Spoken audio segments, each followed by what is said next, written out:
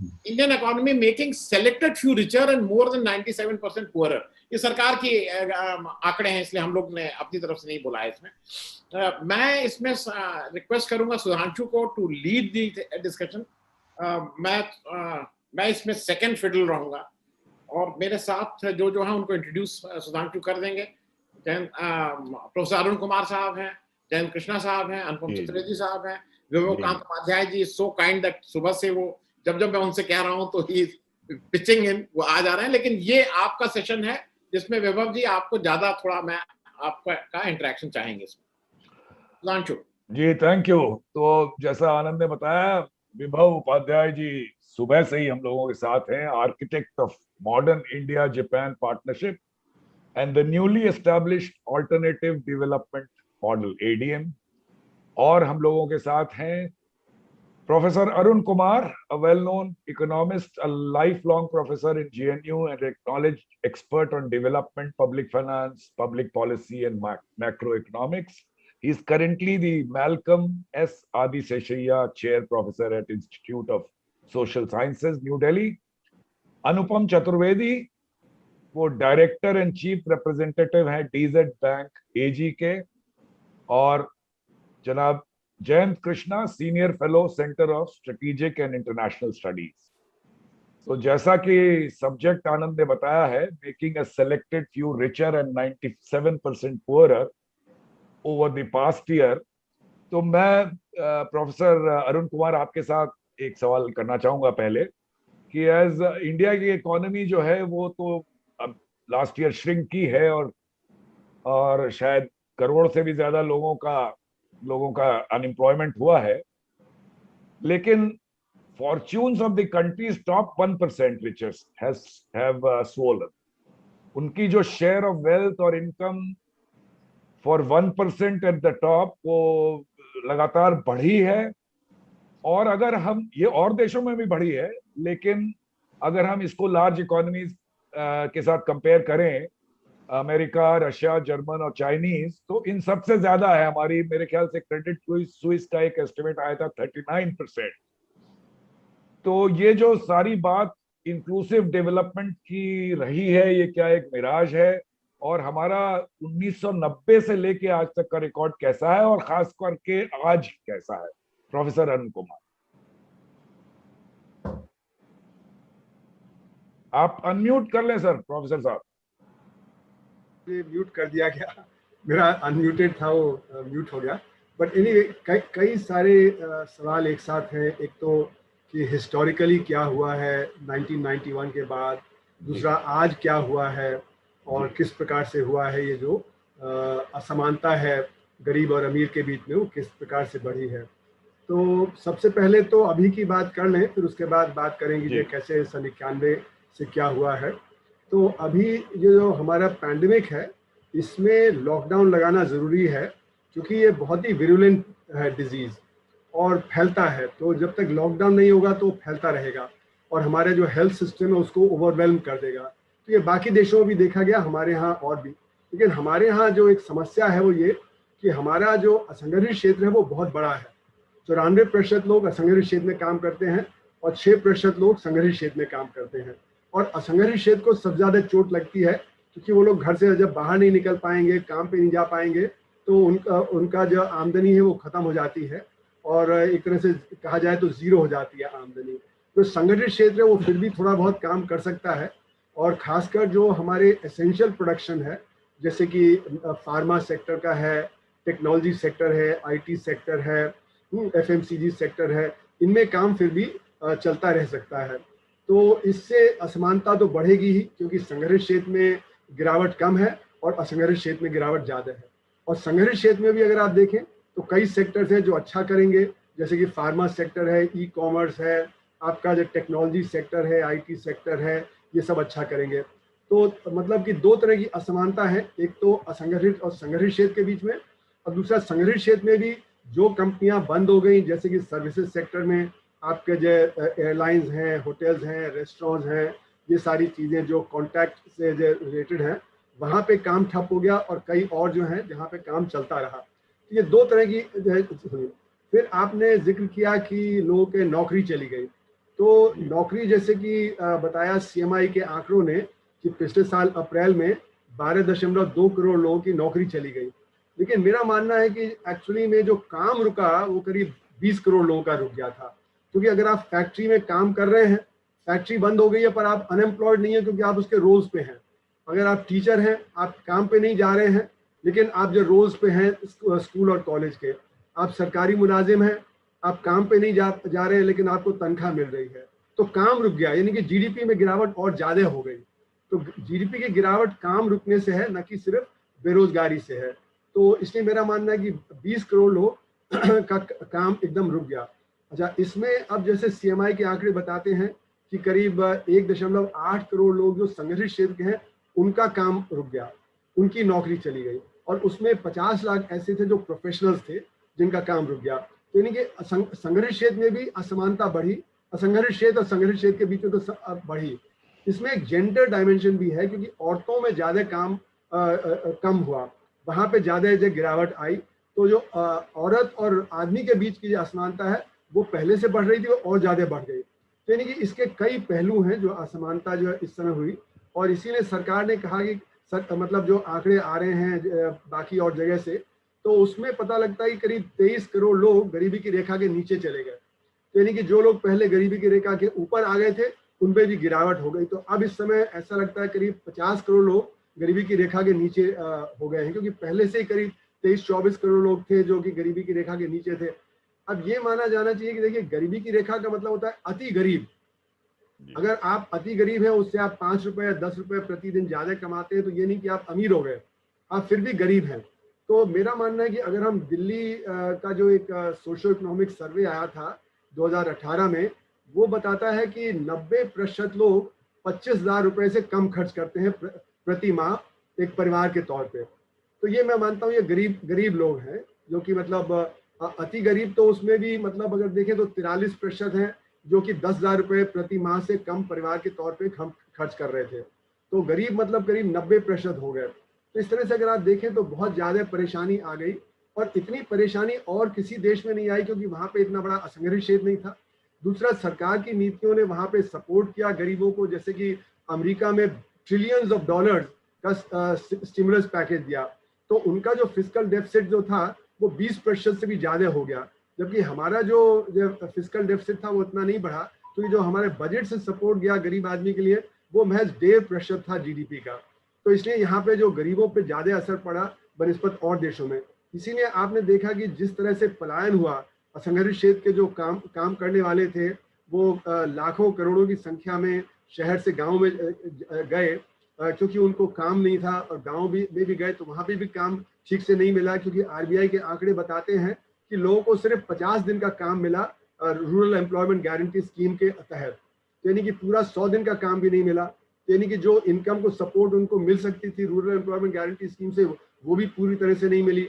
तो हालांकि सरकार ने अपना जो खर्चा था रूरल एम्प्लॉयमेंट गारंटी स्कीम में वो बढ़ा दिया था, 60,000 करोड़ रुपए से 1,10,000 करोड़ रुपए कर दिया था, पर मेरा मानना है कि कम से कम उसको 4 गुना बढ़ा देना चाहिए था, तब जाके वो गरीब आदमी जो गांव पलायन करके गए उनको पूरी तरह सपोर्ट मिलती।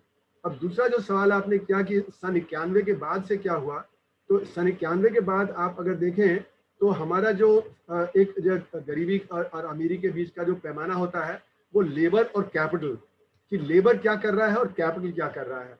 तो हमारा जो पॉलिसीज है वो कैपिटल की तरफ शिफ्ट हुई और लेबर के खिलाफ गई हैं नीतियां, क्योंकि जो नई आर्थिक नीतियां हैं उसमें प्रो बिजनेस पॉलिसीज फॉलो करनी पड़ती हैं। तो प्रो बिजनेस पॉलिसीज फॉलो करने के तहत आप देखें तो लेबर और कैपिटल के बीच की जो खाई है वो बहुत बढ़ गई, औरतों का काम कम हो गया, उनका लेबर फोर्स में पार्टिसिपेशन कम हो गया, और इस सब के पीछे अगर आप देखें तो ये जो सारा हमारा जो पब्लिक फाइनेंस है, जो टेक्नोलॉजी है, उसका असर है। क्योंकि टेक्नोलॉजी का क्या असर होता है कि जैसे हमारा संगठित क्षेत्र है वहाँ पे तो हाई टेक्नोलॉजी, इंटरमीडिएट टेक्नोलॉजी इस्तेमाल होती है, और जो असंगठित क्षेत्र है वहाँ पे लो टेक्नोलॉजी होती है। तो जो हाई टेक्नोलॉजी और इंटरमीडिएट टेक्नोलॉजी आज उपलब्ध है उसमें एम्प्लॉयमेंट जनरेशन नहीं होता। तो 80% हमारा इन्वेस्टमेंट तो जाता है संगठित क्षेत्र के लिए, लेकिन वहाँ पे महज 6% लोग काम करते हैं, और जो बाकी जो 94% है उनके लिए 20% जाता है इन्वेस्टमेंट। उसमें भी कृषि जहाँ पे 42% लोग काम करते हैं उसके लिए महज 5% इन्वेस्टमेंट जाता है। तो 42% के लिए 5% इन्वेस्टमेंट जा रहा है, 6% के लिए 80% इन्वेस्टमेंट जा रहा है। तो इससे जो असंगठित क्षेत्र है वहाँ पे आमदनी बढ़ी, लेकिन जो कृषि है, जो अपना हमारा असंगठित क्षेत्र है, वहाँ पे आमदनी नहीं बढ़ी। तो ये खाई तरह तरह की, जो मैंने बताया कि एक असंगठित और संगठित क्षेत्र की है, एक रीजनल डायमेंशन है इसका, एक जो है लेबर और कैपिटल के बीच में, इस सब तरह की खाई 1991 के बाद बढ़ी, क्योंकि ये पता है कि जो प्रो बिजनेस पॉलिसीज होती हैं उसमें फिर जो है खाई बढ़ती चली जाती है। जी जी, थैंक यू। अनुपम, आपके पास आएंगे। प्रोफेसर साहब ने बात की अभी फिस्कल डेफिसिट की, तो ऑब्वियसली लास्ट ईयर तो इकोनॉमी इतनी डाउन थी, टैक्स कलेक्शन कम था। इस साल शायद चीजें ठीक होती, लेकिन मई ऑनवर्ड्स काफी सीवियर इफेक्ट हुआ है। तो एक कंट्रोवर्शियल इशू उठता रहा है कि ये आरबीआई जो है वो अपनी कमाई करता है अपने इंटरेस्ट से और करेंसी प्रिंट करके, क्योंकि करेंसी प्रिंट करने में खर्चा बहुत कम है और आमदनी बहुत होती है, और ये प्रॉफिट उनका सरप्लस में जाता रहता रहा था अभी। और ये जरूरी भी है, बिकॉज इमरजेंसी सिचुएशन के लिए stability of the countries economy and the currency, it is necessary that you have a large surplus.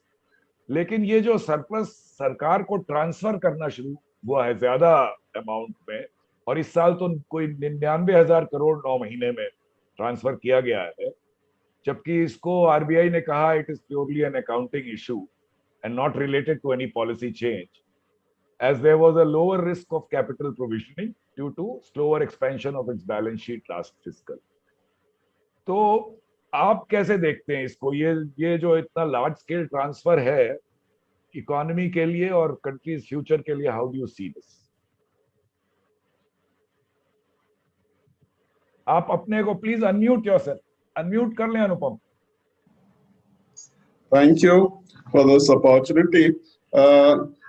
ऐसा है कि आरबीआई की जो पॉलिसीज हैं वो ज्यादातर मॉनेटरी पॉलिसी को इम्पैक्ट करती हैं, जो कि उनका प्राइमरी कंसर्न है। और जहां तक इन्फ्लेशन का सवाल है उसको वो कंट्रोल में रखने की कोशिश करते हैं, तो मनी सप्लाई को वो कंट्रोल में रखते हैं। नाउ अब सवाल आया कि अगर मॉनेटरी पॉलिसी का ये रेस्ट्रिक्शन है कि यहाँ तक कि वो इंटरेस्ट रेट से और एक्सचेंज रेट को कंसिस्टेंटली एक जगह रख के इतना ही कंट्रोल कर सकते हैं माना, तो अब फिस्कल डेफिसिट मेन इशू है।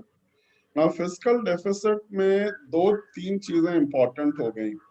एक तो हमारा जीडीपी ग्रोथ पिछले कुछ सालों से नीचे ही जा रहा था, तो the revenue collected either through direct taxes or indirect taxes, which includes GST, was nominal.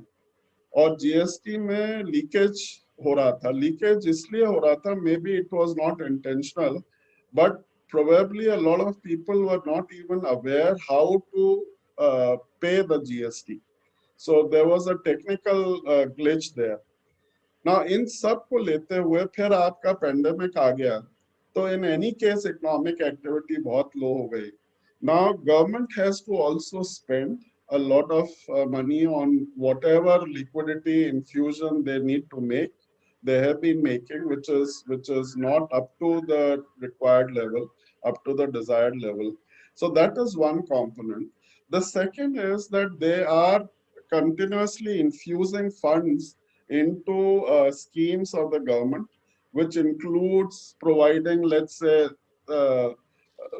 payments to the farmers to provide food for the poorer classes.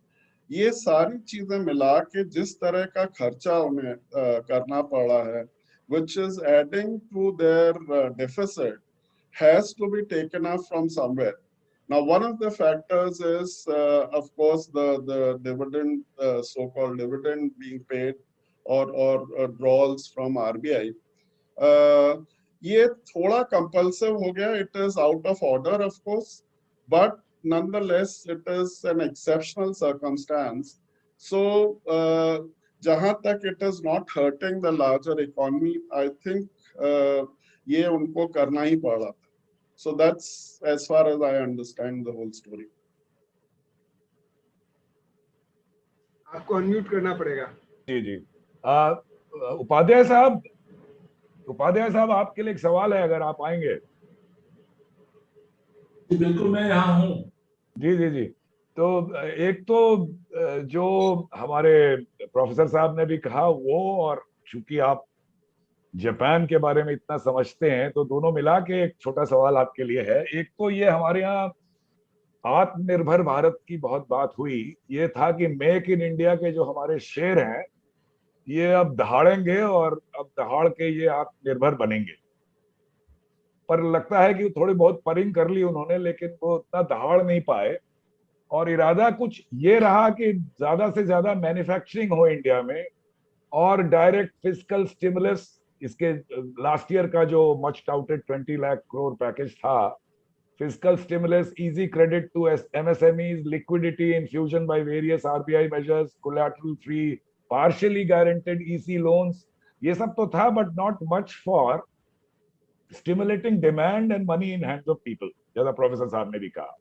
एक तो इसके बारे में आप क्या समझते हैं, ये बताएं। और दूसरा, चूंकि जापान के बारे में आप इतना जानते हैं, जो मुझे लगता है with my experience in whatever in innovation and technology, ये कोई भी देश सिर्फ फैक्ट्री बनकर आत्मनिर्भर नहीं हो सकता। ये टेक्नोलॉजी जो है ट्रांसफर करके आप ला सकते हैं, एक बार लाएंगे, दो बार, आप हमेशा लाते रहेंगे अगर आप टेक्नोलॉजी क्रिएट नहीं करेंगे। और आज के जमाने में अब जबकि प्राइवेट सेक्टर से बहुत इन्वेस्टमेंट उम्मीद करना मेरे ख्याल से मुश्किल होगा, खासकर पोस्ट पैंडेमिक डाउनटर्न के टाइम में, तो ये जो क्रिएशन है इसका इंकरेजमेंट सरकार को करना पड़ेगा, बिकॉज सरकार is a big spender and that money goes to various companies which can then innovate and do their R&D। इसके लिए कोई लेवल प्लेइंग फील्ड तो छोड़िए, जो फील्ड जो है हमारे यहाँ सरकार ने जो बनाई है वो बाहर की कंपनीज के लिए स्क्यूड है, ये मेरा अपना एक्सपीरियंस है। It does not give the local countries that encouragement to innovate। तो आप इन दोनों चीजों के बारे में क्या कहना चाहेंगे? देखिए, मैंने सुबह से कई फोरम्स पे बात की है, तो कुछ चीजें कॉमन भी हैं, बट फिर भी आपने जो स्पेसिफिक क्वेश्चन किया उसको मैं जवाब देना चाहूंगा और उनके बारे में बात करना चाहूंगा। मेरा ये कहना है कि हम सभी थिंकर्स यहाँ पर जो हैं, स्पेशली प्रोफेसर अरुण कुमार, इनको मैं फॉलो करता हूँ, और जयंत कृष्णा जी, ये भारत एक बहुत कॉम्प्लेक्स सिस्टम है। 140 करोड़ लोग या 130 करोड़ व्हाटएवर नंबर्स आर, बहुत कॉम्प्लेक्स सिस्टम है, बहुत बड़ा सिस्टम है। और ये एक ऐसा सिस्टम है जो पिछले 70 साल से किसी और के बनाए हुए डेवलपमेंट मॉडल पर चल रहा है। ये डेवलपमेंट मॉडल हमारा नहीं है, इसमें कुछ पैचवर्क हमने जरूर किया है, कुछ मॉड्यूल्स जोड़े हैं, वो सब किया है, मगर आर्किटेक्चर जो है वो हमारा नहीं है। ये कभी मासेस को एम्पावर करने के लिए नहीं बनाया गया था, और बीच में हम प्रयास करते रहे, कहीं हम इसमें सोशलिस्ट पाथ लेकर, जिसको कि आज सही शब्दों में वेलफेयर सोसाइटीज कहते हैं, कहना चाहिए, जिसमें कि वेलफेयर ऑफ ऑल जो सोचा जा सके। तो हमें पहले ये तय करना होगा कि हम बनना क्या चाहते हैं, हमारा पाथ क्या है, ये तय करना। हमें कैपिटलिस्ट बनना है, हमें कैपिटलिस्ट नेशन बनना है, हमें सोशलिस्ट नेशन बनना है, हमको हाइब्रिड पाथ लेना है, हमको क्या करना है ये तय करना जरूरी है। क्योंकि अगर नया पाथ लेना है, नए आर्किटेक्चर के संग इंडिया का इंडिपेंडेंट डेवलपमेंट मॉडल डेवलप भी करना है, जो कि मेरी बड़ी आशा थी 2014 में जब प्रधानमंत्री बने, उन्होंने आइडियोलॉजी पे हिट किया, बिकॉज अगर आपको नया सिस्टम बनाना है तो आपको नई आइडियोलॉजी की बात करनी पड़ेगी। आइडियोलॉजी में एम्पावरमेंट है या नहीं है, आइडियोलॉजी में, आज की हमारी आइडियोलॉजी में एम्पावरमेंट नहीं है, हमारी आज की आइडियोलॉजी में एक्सप्लॉइटेशन है। तभी ये जिसके पास लाठी होती है कि उसी की भैंस है, जिसके पास आज पैसा है, कैपिटल है, वही हाँक के ले जाता है पैसा सिस्टम से भी। तो हमें सबसे पहले ये तय करना होगा, बार बार ये आह्वान किया जाता है कि भारत विश्व गुरु बनेगा, वो मान लिया कि विश्व गुरु बन सकते हैं हम, मगर सब्जेक्ट तो बने, किसके गुरुजी बनेंगे? हम इकोनॉमिक्स के गुरुजी हैं, हम जो है बोल वचन के गुरुजी हैं, कि किस चीज के गुरुजी हैं? हमारा थॉट ऑफ हम कंट्रीब्यूटरी फोर्स बनना चाहते हैं, दैट्स ग्रेट आइडिया, बट हम कंट्रीब्यूशन करेंगे क्या? What is our contribution to the humanity और टू द नेशन और टू द आउटसाइड नेशंस? तो हिंदुस्तान को मैन्युफैक्चरिंग बेस बनाना चाइना की तरह, ये बहुत बड़ी गलती और बहुत बड़ा डिजास्टर होगा। दूसरा, इसका मतलब ये नहीं कि मैन्युफैक्चरिंग इंडिया में नहीं होनी चाहिए। जो थॉट प्रोसेस हमने इंडिया जापान ग्लोबल पार्टनरशिप के पीछे रखी, और उसमें पहले इनिशिएटिव को इंडिया जापान ने गवर्नमेंट टू गवर्नमेंट जो दिल्ली मुंबई इंडस्ट्रियल कॉरिडोर बनाया गया, उसके पीछे जो थॉट प्रोसेस था वो यही था कि भारत की औद्योगिक सभ्यता को अंग्रेज तोड़ गए, उसकी बैकबोन को तोड़ गए। हम उसके बिट्स एंड पीसेस लेकर उसके साथ खिलवाड़ कर रहे हैं। हमारे पास कोई बना हुआ सिस्टम नहीं है। हम जो है बिट्स एंड पीसेस में, what a joke, Vajpayee ji के समय में एक जोक हो रहा था, जिसका मर्जी आ रहा था वो एसईजेड के नाम पर 5,000 एकड़ 10,000 एकड़ ग्रैब कर रहा था। किसी ने ये डिबेट नहीं की भाई कि energy efficient way of development ये है क्या? नहीं हुआ। तो एसईजेड आज कहाँ है? सब गायब हो गए। क्यों? क्योंकि एक पैराडाइम शिफ्ट हुआ। दिल्ली मुंबई इंडस्ट्रियल कॉरिडोर जो 7 राज्यों को एक लाइन में बोलकर उनके इंडस्ट्रियल डेवलपमेंट को एक ऑर्गेनाइजेशन ने को मैंडेट दिया गया, और वो इसको करने का पूरा काम कर रहा है। उसी तरीके से हमको हमारे यहाँ के जो सिस्टम्स हैं, चाहे वो हेल्थ केयर के हो, एग्रीकल्चर के हो, अभी आप देखिए हिंदुस्तान में पोल खुल गई है, एग्रीकल्चर सिस्टम की पोल खुल गई है, हमारे हेल्थ केयर सिस्टम की पोल खुल गई है। हम लोग कर क्या रहे हैं? डिबेट हमको यहां से करनी चाहिए कि हमें एग्रीकल्चर का नया सिस्टम चाहिए। हमको फार्म बिल तो क्या है, वो बीमारी का एक सिम्टम है। कहीं पर बुखार आया है या पुड़िया फुंसी निकली है तो उसमें मलहम लगा दीजिए, फार्म बिल से करने की कोशिश कर रहे हैं। Farmers are not treated even at equal at par. They have been just treated as laborers in India. Law में ऐसा कहीं नहीं लिखा हुआ है, बट ट्रीटमेंट क्या है इनका? तो जो आदमी सबसे ज्यादा एक्सप्लॉइट हो रहा हो उस कंट्री में, आप समझिए उसको सबसे ज्यादा एम्पावरमेंट की जरूरत है। और फार्मर्स को एम्पावर आज का जो आर्किटेक्चर है या सिस्टम है वो नहीं कर सकता है, क्योंकि वो इतना इंटरमिंगल्ड है विद पावर सेंटर्स। वो उसको वही पावर सेंटर जब उसको रीडिजाइन करने की कोशिश करता है तो means they find it very difficult. So am I saying, am I suggesting a revolution in India? Yes, but not China like. We can revolutionize because we are very intelligent people. It is a democracy here. We can start making examples in states can, some chief ministers can come forward and say, okay, I adopt this. So मेरे जहन में है कुछ chief ministers ऐसा काम कर रहे हैं, कुछ और लोग। तो कहीं पर हमको एग्जाम्पल सेट करना पड़ेगा। आपको याद होगा कि हमारे यहाँ अर्बन डेवलपमेंट में एक शिकायत मेरी भी है अपने ही लोगों से, मैं भी भारतीय हूँ तो मुझे भी लगता है, जब मैं बाहर जाता हूँ हिंदुस्तान से तो लोग मुझे कभी कभी कहते हैं कि हिंदुस्तानियों को शहर बनाना नहीं आता है। They cannot make cities. You leave it, they don't have sense.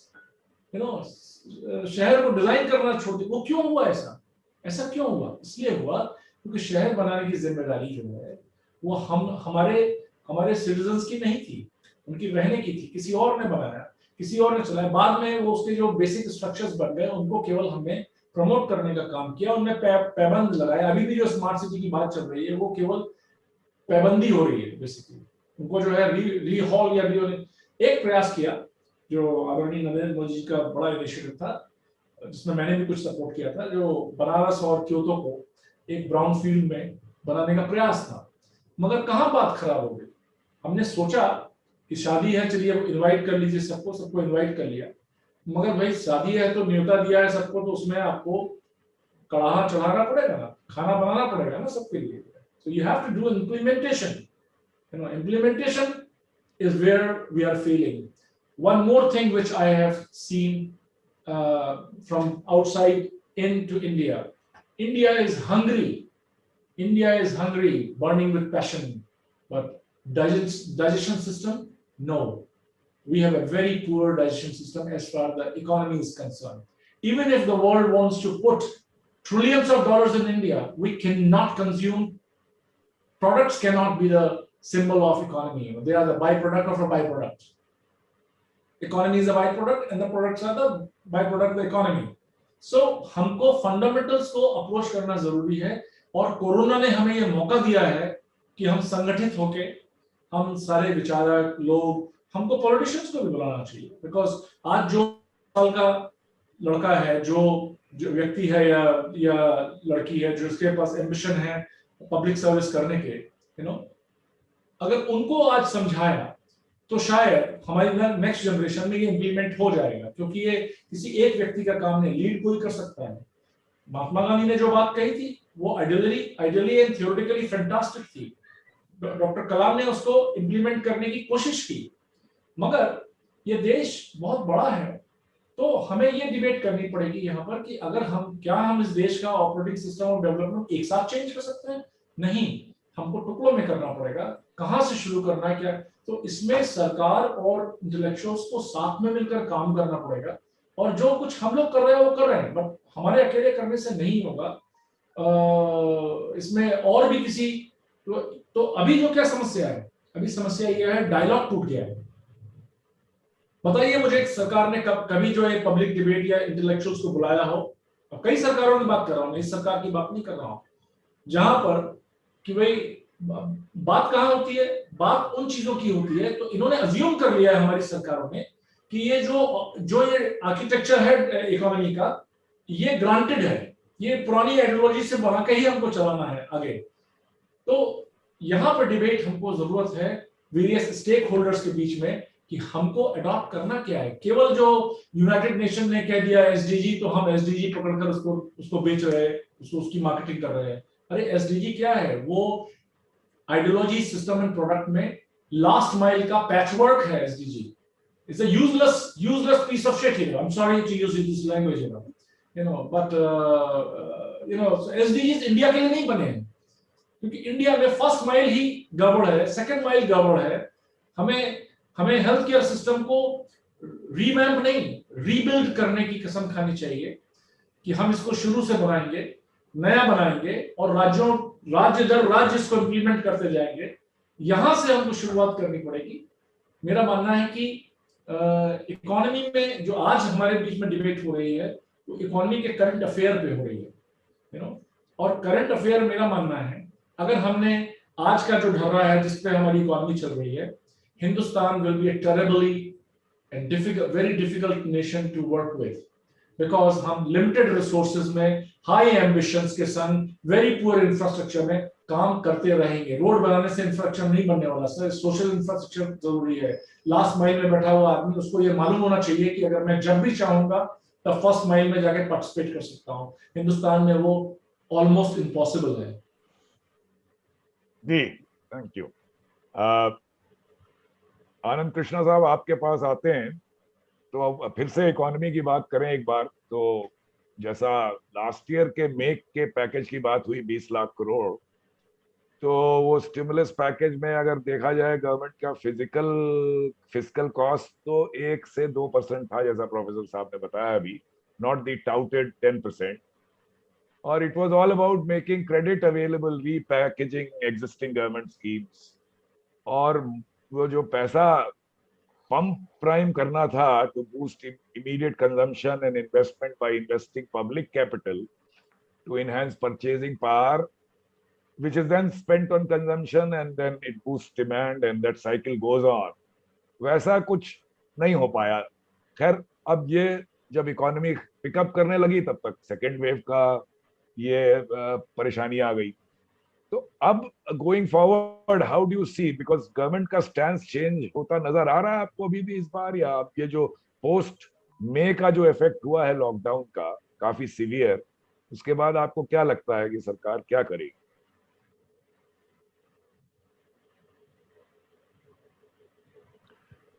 Krishna साहब, आपसे सवाल पूछा है मैंने। नहीं, आप आनंद कृष्णा बोल रहे हैं। मेरा नाम जयंत कृष्णा है। आप किससे पूछना चाह रहे हैं? कोई आनंद जी भी? गलती से मैंने आनंद कृष्णा बोला। अगर आपने सवाल सुना हो, नहीं तो मैं फिर से बोल। नहीं, मैं सवाल सुन रहा हूँ। जी।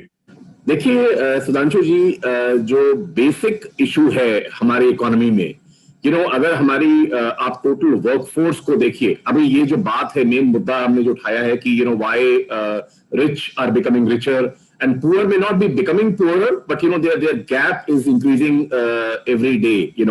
So if you analyze that issue a little more deeper, almost 93% of our workforce is works in the informal and unorganized sector.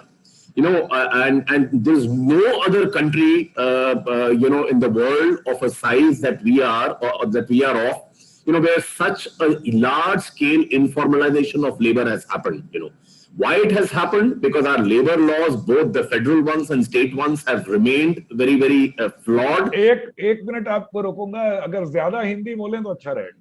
अच्छा जी व्यूअरशिप जी तो या मुझे दोनों लैंग्वेज में कोई इशू नहीं है। तो मेरा ये लगा है कि ये इतना ज्यादा लेवल जो लेबर का जो इनफॉर्मलाइजेशन इंडिया में हुआ है, वो शायद ही किसी मुल्क में इतना ज्यादा हुआ है। और उसका वजह ये है कि हमने इतने कॉम्प्लेक्स लेबर लॉज बनाए हुए हैं, चाहे वो फेडरल लॉज हो चाहे स्टेट लॉज हो, उनसे बचने के लिए लोग एक एस्केप रूट ढूंढ लेते हैं और इस तरह से पूरी इकोनॉमी चल रही है। और ये जो 93 या 94% लोग जो इनफॉर्मल और अनऑर्गेनाइज सेक्टर में है, ये किसी भी पैंडेमिक से या किसी भी शॉक में से सबसे ज्यादा सफर करते हैं।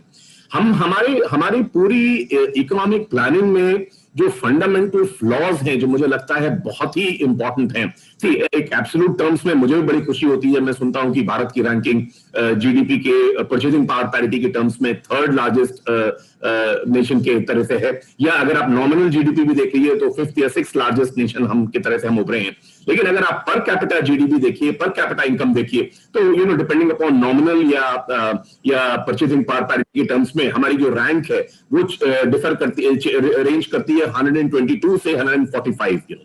Look at human development index, उसमें हमारी रैंक थोड़ी एक रैंक और गिर गई है और हमारी रैंक अब 129 है, क्योंकि हमने जो फंडामेंटल मिस्टेक्स करी हैं कि जो एजुकेशन और हेल्थ केयर में इन्वेस्टमेंट नहीं किया है। अभी भी आजादी के 74-75 ईयर्स होने के बाद भी एजुकेशन में हम सिर्फ 3.1% ऑफ जीडीपी स्पेंड करते हैं। हेल्थ केयर में 1.3 से 1.5% ऑफ जीडीपी हम स्पेंड करते हैं।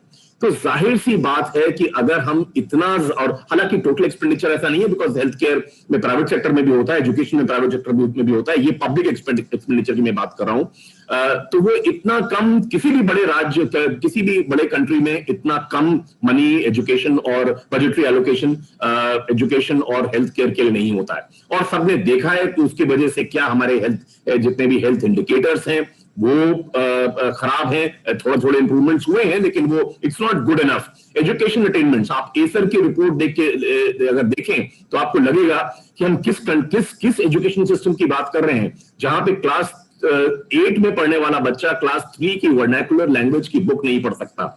तो ये सब इश्यूज बहुत ज्यादा है। न्यू एजुकेशन पॉलिसी अगर आप पिछले साल की देखिए या ईयर बिफोर लास्ट की देखिए, I mean it is very good, but अगर आप इसकी फंडामेंटल एनालिसिस करिए, वो एजुकेशन पॉलिसी एजुकेशन सिस्टम के इस लेवल की बात करती है और आईआईटीज और आईएम्स यहां पर हैं, but main stream education system और नीचे है हमारा। तो ये कैसे गैलप अहेड करेगा, ये इसके बारे में कोई बात नहीं। वो it's a very good document, but उसको इंप्लीमेंट करने के लिए जिस तरह के रिसोर्सेज, जिस तरह के अंडरस्टैंडिंग चाहिए होगी जो हमारे एजुकेशन के एडमिनिस्ट्रेटर्स हैं, वो मुझे लगता नहीं है कहीं पर हो रही है। अगर आप थोड़ा सा और देख लें, मैन्युफैक्चरिंग सेक्टर की बहुत सारा बात हुई। देखिए, मैन्युफैक्चरिंग सेक्टर जो गरीबी दूर करने के लिए जो एम्प्लॉयमेंट की बात होती है, अब जो मैन्युफैक्चरिंग इन्वेस्टमेंट्स आ रहे हैं वो कैपिटल इंटेंसिव हैं, वो लेबर इंटेंसिव नहीं है। तो वो नए जो इन्वेस्टमेंट्स आएंगे उससे जॉब्स कोई सिग्निफिकेंट प्रोपोर्शन में क्रिएट नहीं होंगी। जॉब्स जो क्रिएट होंगी वो सर्विस सेक्टर में होंगी और मैन्युफैक्चरिंग में भी। अब मैं दो सेक्टर्स की बात करना चाहता हूं। अभी आपने देखा पैंडेमिक में जिस तरह पूरी दुनिया में एंटी चाइना सेंटिमेंट्स डेवलप हुए और लोग सोच रहे हैं कि हमारे जो ग्लोबल सप्लाई चेन्स हैं उनको लोग चाइना से रिलोकेट ना भी करें, लेकिन alternate supply chains manufacturing investment जो है वो इंडिया या इस तरह कंट्रीज में आए। तो मुझे लगता है एक्सेप्ट पीएलआई जो एक अच्छी स्कीम है जिससे कुछ इन्वेस्टमेंट आया है, बाकी चीजें आई मीन आप एपरल देख लीजिए, लेबर देख लीजिए, ये दो खास तौर से ऐसे एरियाज हैं जो बहुत अभी भी मैन्युफैक्चरिंग में बहुत ज्यादा टेक्नोलॉजी नहीं आई है और ये अभी भी काफी लेबर इंटेंसिव है। लेकिन इसके लिए हमें एक स्पेशल सरकार में ये रियलाइजेशन की जरूरत है कि these can be very very big job creators. आप गिग इकोनॉमी की बात कर लीजिए, वो पैंडेमिक टाइप की चीज में इफेक्ट होगी ही होगी। ओला और उबर के जो ड्राइवर्स हैं, अगर सरकार पे गाड़ियां नहीं होंगी तो उनकी अब लाख टेंस ऑफ लैक्स में हमारे गिग इकोनॉमी के वर्कर्स हैं, उनका लाइफ सफर करेगी। होम डिलीवरी फूड की शायद थोड़ा सा उतना ना सफर किया हो या स्लाइट इंप्रूवमेंट हुआ हो। तो ये जब हमारे इकोनॉमी में 7% पूरे साल में कॉन्ट्रैक्शन हुआ है लास्ट ईयर, तो ये इश्यूज तो आने ही वाले हैं। पूरे एग्रीकल्चर में बात कर लीजिए, हमारे फॉर्चुनेटली कंट्री में डेटा ही कोई बड़ा रिलायबल नहीं है, एस्टिमेट्स वेरी, लेकिन लोग कहते हैं कि हमारे जो एग्रीकल्चर और अलाइड एरियाज में वो कंट्री जो डिपेंडेंस है वो 44% से 51%, समवेयर इन बिटवीन ये पॉपुलेशन है ये उस पर डिपेंड करती है। लेकिन हमारा जीडीपी को कितना कंट्रीब्यूट करता है एग्रीकल्चर और अलाइड एरिया? सिर्फ 16%। तो अगर 16% लोग अगर कंट्री के रफली आधे लोग सिर्फ 16% जीडीपी को कंट्रीब्यूट करेंगे तो ऑब्वियसली इस एरिया में पर कैपिटा इनकम और लोअर होगी। तो हम ये जरूरत है भारत में कि जीडीपी की एग्रीकल्चर से लोग निकल के बाकी एरियाज बाकी फील्ड्स में आए, ये बहुत ही ज्यादा जरूरत है। अब हमारे इन्वेस्टमेंट्स की बात करते हैं, हालांकि ईज ऑफ डूइंग बिजनेस में हमारे कंट्री के रैंकिंग में इंप्रूवमेंट हुआ है, we are 63rd now, which is good because कुछ प्रोसेसेस में, कुछ ऑटोमेशन में, कुछ ई गवर्नेंस मॉडल्स लगाए गए हैं। लेकिन अभी भी जहां पे इंडस्ट्री का ह्यूमन इंटरफेस सरकार से होता है वो अभी भी कम्बरसम है और उसमें काफी इंप्रूवमेंट नहीं हुआ है। अगर हम पूरे वर्ल्ड की 5वीं या 6ठी बड़ी इकोनॉमी है तो हम ईज ऑफ डूइंग बिजनेस में टॉप 5 या टॉप 10 में क्यों नहीं है? तो ये अपने आप में एक सोचने वाली बात है। और हमारे यहाँ सबसे बड़ा मुझे तकलीफ होती है इस चीज की कि थोड़ा सा डिमांड का कॉन्ट्रैक्शन हुआ है। जो पैंडेमिक ड्रिवन कॉन्ट्रैक्शन हुआ है इकोनॉमी का, वो तो ग्लोबल फिनोमिनन है और यहां पर भी होना ही था। लेकिन जो थोड़ा सा डिमांड में कॉन्ट्रैक्शन हुआ है उससे मेरे को थोड़ी घबराहट होती है, बिकॉज हमारी इकोनॉमी में करीब 60% of our economy is actually driven by domestic private consumption, तो वो अगर नहीं ठीक होगा तो हमारा सेकेंड वेव खत्म होने के कगार पर है। जिस तरह से इकोनॉमी बाउंस बैक करेगी, पर अगर डिमांड नहीं पिकअप करेगी तो वो एक अपनी चीज होगी। मैं एक लास्ट में बात और भी कहना चाहता हूं कि हमारे कंट्री में people are non believers that trade, international trade can create jobs. हमारा ट्रेड टू जीडीपी रेशियो काफी घट गया है। कुछ थोड़ा इंप्रूवमेंट पिछले 2-3 साल में स्लाइट हुआ है, but still not good enough. Lot of people, इसीलिए पॉलिसीज, हमारी जो ट्रेड पॉलिसीज होती हैं उसमें अभी भी आपको प्रोटेक्शनिज्म की झलक दिखाई पड़ेगी। उससे तो ट्रेड अगर हमारा एक सब्सटैंटिव पार्ट इकोनॉमी का बनेगा, जीडीपी का बनेगा, तो उससे भी जॉब्स क्रिएट होंगी ये, और उसी तरह से होंगी जिससे मैन्युफैक्चरिंग में होगी या सर्विस सेक्टर में होगी। ये चीज हमें एज ए कंट्री रियलाइज करना है। और आर्टिफिशियल प्रोटेक्शन जो हम डोमेस्टिक इंडस्ट्री को देते हैं, दिस हैज टू गो।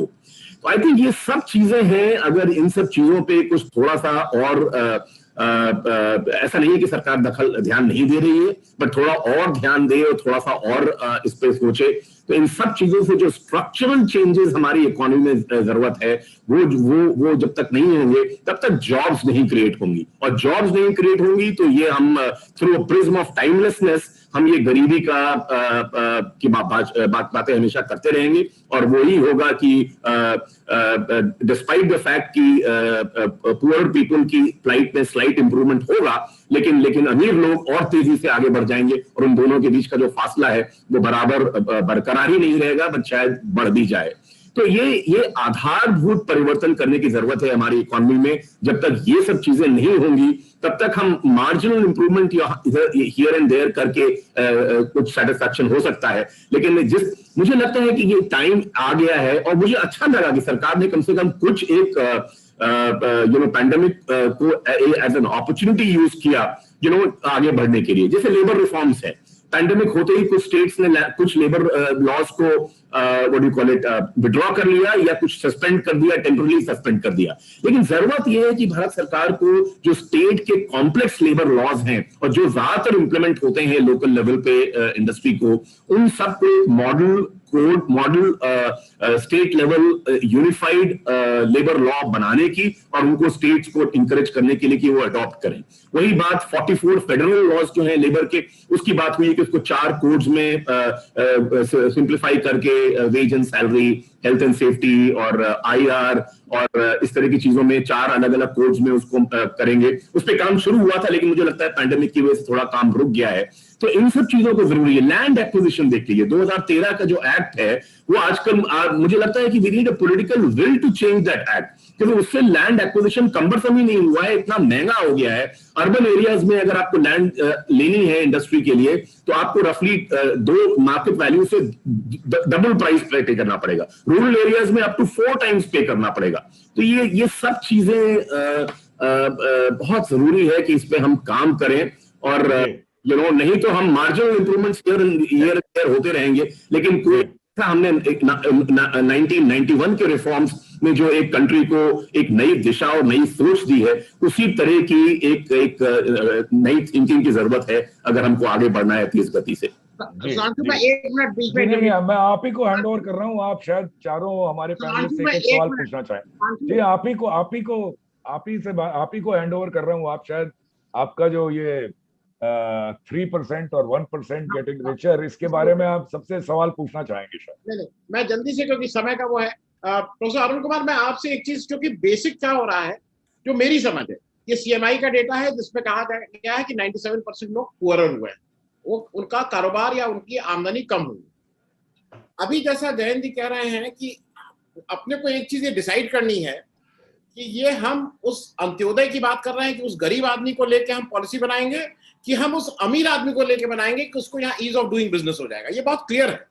देश को आज जिस चौराहे पे देश खड़ा है, उसको ये बहुत क्लैरिटी के साथ देखना होगा कि हम अंबानी और अडानी के हिसाब से बनाएंगे कि जहां पे आप थ्रेशोल्ड ही इतना ऊपर कर दे रहे हैं कि अगर आपका 4-10 हजार करोड़ का टर्नओवर है तब you can participate in a tender, या हम उस सबसे गरीब आदमी के लिए जो अपनी बात सिर्फ वोट देता है, बात नहीं कह पाता है, उसकी पॉलिसी बनाएंगे। क्योंकि आज सब मैं जिस इकोसिस्टम में रहता हूँ, लोग कह रहे हैं उसमें जमा, अरे शेयर में करो, share market is booming, very good, India is doing extremely well, we all know. ये हम कौन हमारा जो मेड आती है वो शेयर मार्केट में करेगी। तो आपसे अरुण कुमार सर, ये मैं समझना चाहूंगा कि ये जैसे चल रहा है ये उन बड़े आदमियों के लिए भी ठीक नहीं है, ये खतरे की घंटी मुझे लग रही है। आपने सही कहा कि इस समय बहुत ही स्थिति बेढब है, और जैसे आपने कहा कि जिस तरह से इनइक्वालिटी बढ़ रही है देश में, उससे तो आगे डिमांड बढ़ नहीं सकती। और डिमांड जब कम होगी, जैसे कि पैंडेमिक के पहले जो 8 क्वार्टर में जो रेट ऑफ ग्रोथ था, क्वार्टरली रेट ऑफ ग्रोथ था, वो 8% से गिर के 3.1% हो गया। तो डिमांड की शॉर्टेज तो ऑलरेडी आ गई थी, क्योंकि पहले नोटबंदी ने असंगठित क्षेत्र को हिट किया, फिर GST ने हिट किया, फिर NBFC क्राइसिस से हिट हो गया, फिर उसके बाद आपने देखा कि जो पैंडेमिक आया तो 4 हिट हुए पिछले 5 साल में। तो ये असंगठित क्षेत्र पिटता चला जा रहा है, और इसलिए हमें एक होलिस्टिक थिंकिंग की जरूरत है। आजकल की जो नीतियां हैं वो सप्लाई साइड नीतियां हैं, इसमें प्रो बिजनेस पॉलिसीज होती हैं, जैसे कि लेबर कोड को चेंज कर दिया तो वो प्रो बिजनेस है।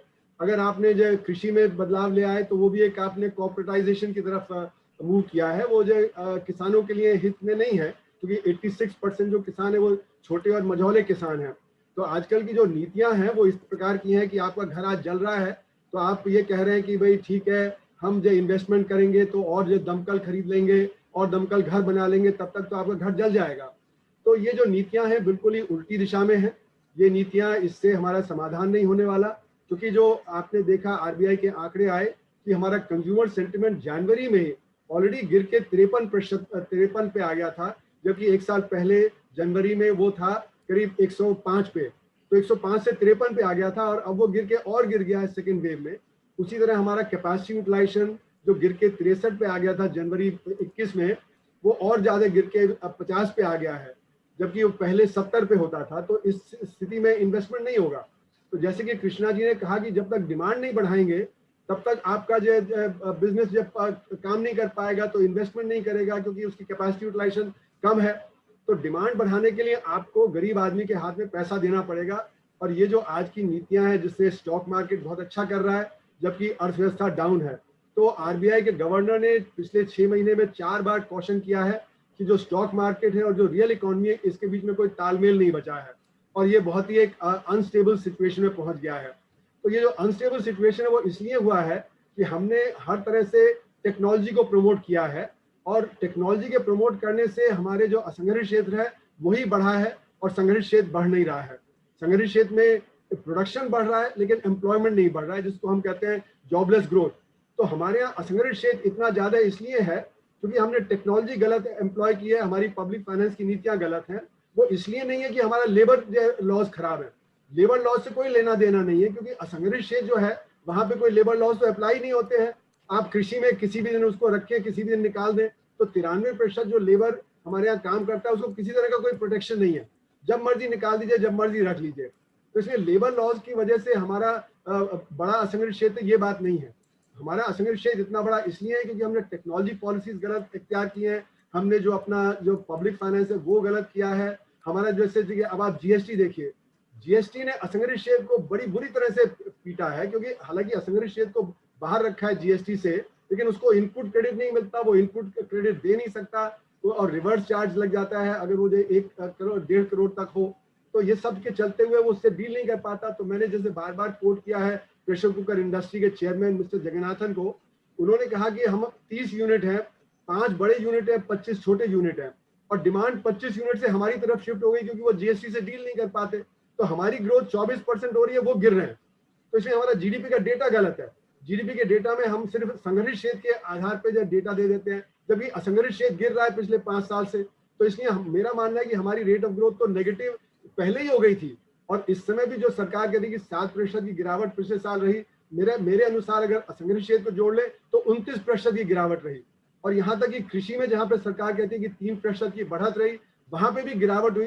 क्योंकि अगर आप Q1 में देखें पिछले साल तो आजादपुर मंडी में आधे से कम फल और सब्जी आया।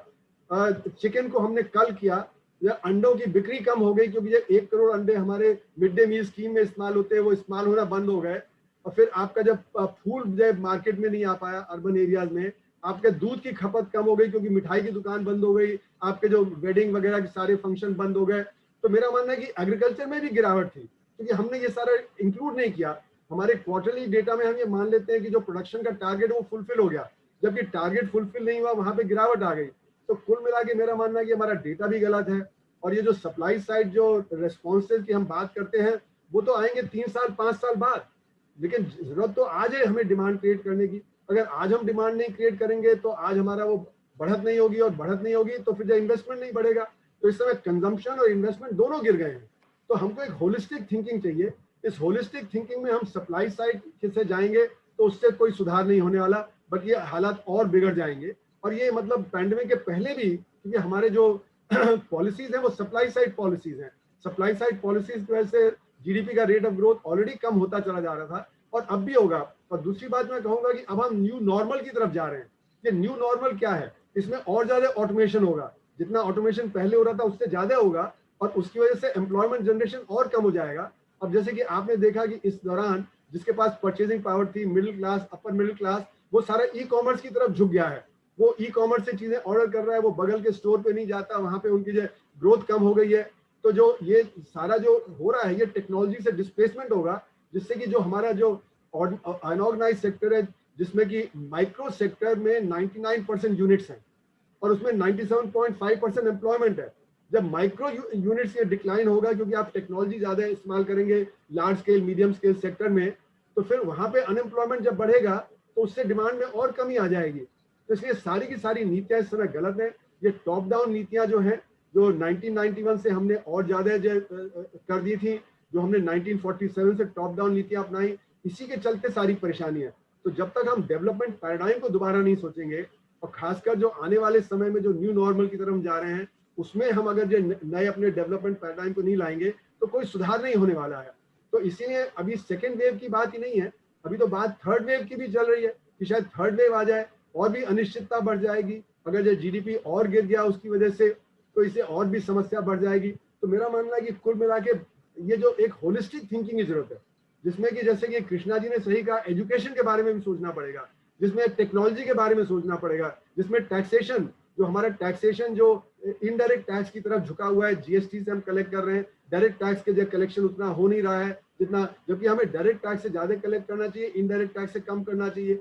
अब हमने जब पेट्रोलियम गुड्स के दाम बढ़ा दिए, या पेट्रोलियम गुड्स के दाम बढ़ाने सारा इन्फ्लेशन तेज हो गया है, और इन्फ्लेशन की मार किस पे पड़ती है ज्यादा? वो असंगठित क्षेत्र पे पड़ती है, क्योंकि असंगठित क्षेत्र का जो कोई डीए इंडेक्सेशन नहीं होता, कम से कम जो ऑर्गेनाइज सेक्टर उसमें कुछ इंडेक्सेशन होता है, तो वहां पे इनकम इतनी कम नहीं होगी, तो फिर एक और तरह की डिस्पैरिटी बढ़ जाएगी, फिर रूरल अर्बन डिस्पैरिटी बढ़ जाएगी, हमारे रीजनल डिस्पैरिटी बढ़ जाएगी। तो कुल मिला के डेवलपमेंट पैराडाइम के बारे में सोचना पड़ेगा, और नहीं तो जैसे आप सही कह रहे थे कि जो अभी खाई है वो इतनी तेजी से बढ़ेगी आने वाले समय में कि देश में पॉलिटिकल, इकोनॉमिक और सोशल अपहीवल होने का चांस है। जी भाई साहब, अनुपम बहुत जल्दी से एक प्रश्न आपसे, बहुत ही जल्दी, क्योंकि समय का थोड़ा वो है। हम सब लोग जब बड़े हो रहे थे तो जो बैंकर होता था, और छोटी जगह का भी, वो आपका पर्सनल कंसल्टेंट भी होता था, वहां जाके आदमी अपना बात करता था, उससे बात होती थी। अब हमने बिल्कुल ब्लाइंडली वेस्ट को हम फॉलो करने लगे, बड़े बैंक हो, सबका मर्जर हो, लेकिन माइक्रो फाइनेंस बांग्लादेश में बिल्कुल ठीक से सक्सेसफुल है। हमारी स्ट्रेंथ वो थी। हमने अभी अपनी सारी जो हमने उसको इसलिए झेल लिया, इन्फ्लेशन को, हमने आर्थिक मंदियों को इसलिए झेल लिया कि हमारा जो सेविंग वाला वो था, वो बहुत ही रॉबस्ट था। घर में सेविंग होती थी, महिलाएं रखती थी अपने पास, वो बिल्कुल तितर बितर हो गया है। और उसका एक बड़ा कारण नोटबंदी थी, उसको कोई एडमिट करे या ना करे। आई एज अ बैंकर, आप तो विदेश के बैंक देखे हो और वहां का मॉडल देखे हो, आप हिंदुस्तान में रहते हो, आपको नहीं लगता है कि कुछ ब्लाइंडली हम लोग फॉलो कर रहे हैं विदेशी बैंक को? क्योंकि we need some Indianisation also. So, Anand, two things which I would like to point, and since I have worked mostly for the German bank, Slightly brief. We are now encroaching on the next. Yeah. थोड़ा संक्षेप. So, two things important. One is my personal view is that rather than going by the US model of economy, which is purely capitalistic, we should look at the European model of economy, which is more socially oriented capitalist economy, where I see Germany. And what has happened with banking, जो आपको ध्यान आता है, वो वहाँ पर बहुत ही vibrant cooperative banking sector है, और जो गवर्नमेंट ने प्रपोज किए हुए हैं वो सेविंग्स बैंक कहलाते हैं। अब ये लोग जो हैं सारी इकोनॉमी को चलाते हैं। अगर आप जर्मनी को देखिए तो उनके लिए एमएसएमई जो हमारा सेगमेंट है वो ही उनका स्पाइनल कॉर्ड है, काइंड ऑफ, उसी से उनकी उन्नति होती है, और उस एमएसएमई को ज्यादातर एड्रेस करते हैं कोऑपरेटिव बैंक्स और सेविंग्स बैंक्स। तो हमारे जो सेक्टर हैं जिनको हमें स्ट्रेंथन करना है in the banking sector is usually the cooperatives. We have a very wide network of cooperatives. The second is, which I believe is the post office as a delivery instrument for financial products, because they have a very बहुत बड़ा network है post office के पास। इन दो चीज को करेंगे तो जो आपको पर्सनलाइज्ड बैंकिंग की एक जो फीलिंग आएगी वो शायद अनमैच्ड है। वो हमारे पास कैपेबिलिटी है, उसको होना करना। Thank you. एक चीज मैं जल्दी से कह दूं कि अगर दिल्ली का जो सोशो इकोनॉमिक सर्वे का डेटा देखें तो 90% की जो एक्सपेंडिचर है परिवारों का वो 25,000 रुपए से कम है, तो प्रति माह उनकी सेविंग नेग्लिजिबल है। जो भी हमारी सेविंग है वो ज्यादातर टॉप 3% से जिसको फायदा हो रहा है वहां से आती है, और इसलिए बैंकिंग का जो हमारा स्ट्रक्चर है वो ज्यादातर उन्हीं पे जो डिपेंडेंट है उन्हीं को केटर करता है, और जो हमारा गरीब तबका है उसके लिए केटरिंग बहुत कम है जो बैंकों की। और अगर आप देखें तो रूरल बैंकिंग भी बहुत कम है, और बल्कि 1991 के बाद घट ही गया है रूरल बैंक ब्रांचेस का। तो हमारा जो मॉडल है वो बहुत ही ज्यादा स्क्यूड है क्योंकि इनइक्वालिटी बहुत ज्यादा है। जी तो सर इसमें just to add one point professor Arun Kumar, that हमने जो अभी सोचा है कि एक हम गोल्ड एक्सचेंज बनाने वाले हैं इंडिया में, वो it is a step in the right direction, क्योंकि इंडिया करीब करीब 900 टन सोना हर साल कंज्यूम करता है, इधर उससे ज्वेलरी बनाता है या खुद ही डोमेस्टिक कंजम्पशन होता है। और सरप्राइजिंगली इंडिया का कोई भी रोल नहीं है in fixing of the price for gold internationally. So ये गोल्ड एक्सचेंज, एंड इसके लिए जो ज्यादातर छोटे बैंक हैं वो गोल्ड रिलेटेड स्कीम्स लेकर आ रहे हैं। जो हमारा गरीब तबका है वो गरीब शायद थोड़ा सा नोशनली लगता है उसके पास इस तरह की सेविंग बहुत है। अगर वो करेंसी सेविंग नहीं है तो उसके पास शायद गोल्ड की सेविंग काफी अधिक मात्रा में। मैं एक मिनट जल्दी से कह दूं, देखिए गोल्ड तो जैसे आप कह रहे हो इंपोर्टेड गोल्ड होता है, इसका मतलब कि आपकी सेविंग्स बाहर चली जा रही है, तो फॉरेन एक्सचेंज में आप खरीद रहे हैं, क्योंकि हमारे यहाँ तो आधा टन भी गोल्ड का प्रोडक्शन नहीं है। जो 900 टन है उसमें करीब 60 टन तो रिसाइकल गोल्ड होता है जो ज्वेलर्स के पास होता है, बाकी तो सारा इंपोर्टेड गोल्ड है। इंपोर्ट करने का मतलब है कि आपकी जो सेविंग्स लीक आउट कर रही है, आपकी सेविंग्स बल्कि देश में कम हो जा रही है। और जैसे मैंने कहा कि दिल्ली जैसे शहर में 90% लोग हैं वो 50,000 रुपए से कम खर्च करते हैं, उनके पास सेविंग इतनी नहीं है कि वो कुछ गोल्ड ज्यादा रख सकते हैं। तो इसलिए गोल्ड बैंक का आइडिया तो अगेन 3% लोगों के जो हक में है, उन्हीं के पास देखिए गोल्ड जो होता है, जो ज्वेलरी जो बनती है 200-250 टन की होती है, बाकी तो गोल्ड सेविंग के फॉर्म में इस्तेमाल करते हैं होर्डिंग के लिए। तो वो जो 3% के पास है, वो 3% को उससे फायदा होगा, वो जो 97% है वो उसके पास नहीं जाएगा। सॉरी, नहीं फाइन। जयंत साहब, आपसे चलते चलते जल्दी से 1 मिनट में, एक अभी इस पैंडेमिक में एक चीज और देखी कि जो पब्लिक सेक्टर था, सब लोग सरकारी अस्पताल ने बचाया।